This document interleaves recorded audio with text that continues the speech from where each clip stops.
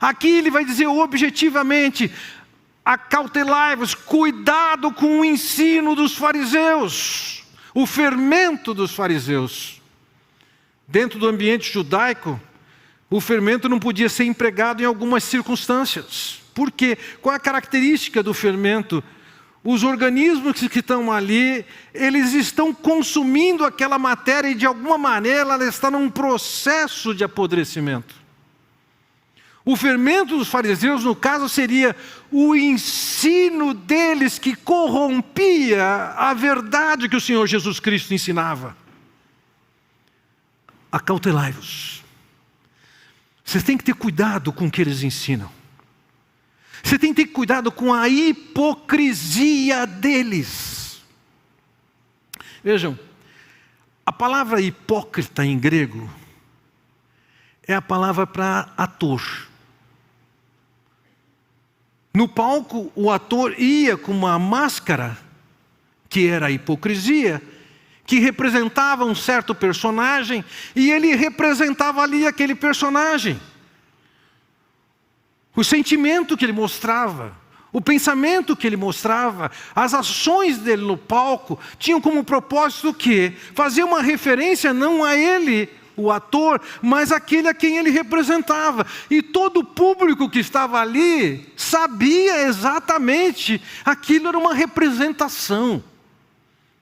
Não tem problema com teatro. O problema que o Senhor trata aqui é quando você traz o conceito do teatro para a vida religiosa. Você coloca uma máscara e transmite uma imagem sobre você que não é verdadeira. Você pode transmitir a ideia de santidade, a ideia de devoção, a ideia de amor pelo Senhor. E o que o Senhor está dizendo aqui é o seguinte: aquelas pessoas representavam uma fé que não era verdadeira, não era autêntica neles. Eles eram hipócritas. Vejam, em Mateus capítulo 23 diz: ai de vocês, mestres da lei, fariseus, hipócritas. 7 vezes o Senhor chamou os fariseus, os escribas, de hipócritas. Porque eles simulavam uma confiança em Deus, uma fé em Deus, que não era verdadeira. Então o Senhor vai fazendo suas denúncias sobre eles. Eles consideravam-se superiores espiritualmente, e não eram. Eles simulavam uma santidade que eles não tinham. Eles respondiam com malícia. Lhes faltava discernimento, desdenhavam de outras pessoas que não fossem do segmento deles. Era típico deles o farisaísmo, a hipocrisia. E a hipocrisia teve em diversos lugares. Ao longo das Escrituras nós vamos ver, por exemplo, o profeta Miqueias, o profeta Jeremias, que denunciam a hipocrisia na religiosidade do povo.